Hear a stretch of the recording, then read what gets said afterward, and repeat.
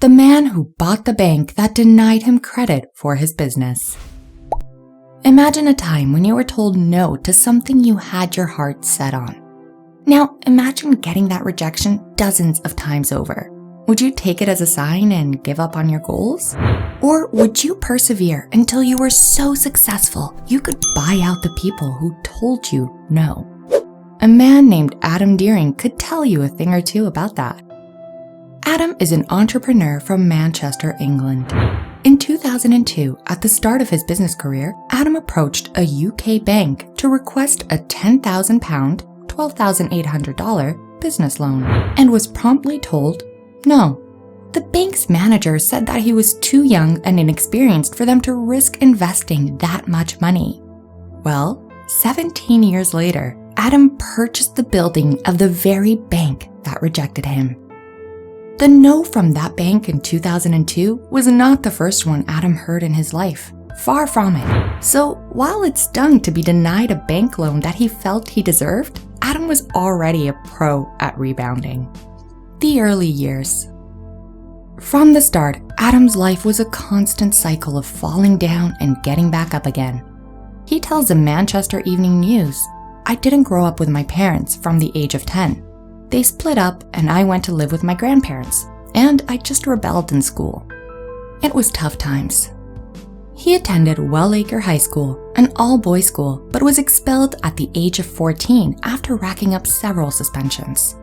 Lost without much life direction, Adam signed up for the Royal Air Force when he was 16 years old. He figured that would be the plan to carry him through his 20s. However, while he was in the service, he began drinking with his buddies. Due to alcohol abuse and unruly behavior, the Royal Air Force flung Adam out of the service when he was 19. The downward spiral. Adam fell into a vicious cycle of working dead-end jobs, getting fired for goofing off and drinking excessively, then starting the whole process over again. Until one day, a man named Chris rolled into town in a BMW, which caught Adam's eye. Adam got a job walking Chris's dogs, but kept up his habits of alcohol and irresponsibility. Chris and Adam developed a pseudo-father-son relationship as time passed. Then, Chris eventually took Adam out for dinner, sat him down, and gave him the hard facts.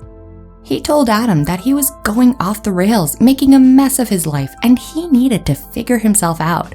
Chris wrote a CV for Adam, gave him a suit, and began coaching him for interviews. Armed with new advice and direction, Adam went on countless interviews only to be told no time and time again. Eventually, he was hired as a salesman at a paid directory service and became their top salesman within 2 months. The big no.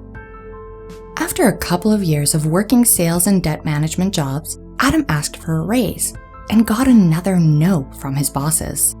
21 years old and feeling the fire of his recent success, he decided to quit his job and launch his own debt management business.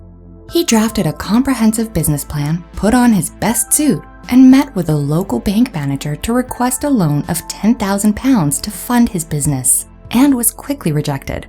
At first, Adam was devastated. He couldn't believe that he had already hit an obstacle so early in his venture. But true to his gritty nature, he pulled himself up by his bootstraps and pressed on. Adam spent the final pennies of his salesman paycheck on rented office space in a neighboring town. He secured a phone and computer on credit, obtained a telephone directory, and got to work. In the early days, he couldn't even afford a desk or chair. So Adam sat on his floor cold calling potential customers. Every day for 4 months, he got up, went to work on the office floor, and kept pushing forward. He was determined to prove that he was so much more than just a hot-headed 20-something. He would prove everyone, including the bank, wrong, even if it took years. And yes, after those 4 months, he had enough income to purchase office furniture. The full circle. Adam continued to work hard, scale his business, and grow his investments. He continued this pattern, reaping more reward from his debt management firm until 2014, when he sold his company for £5 million. This would be the pinnacle of success for most, building a multi-million-pound business from nothing. But Adam didn't sell his business and call it a day. He used that money to fund more of his business ventures, including real estate development. In 2019, Adam added the most significant building to his property portfolio yet, the bank building where he had been denied his first business loan 17 years earlier.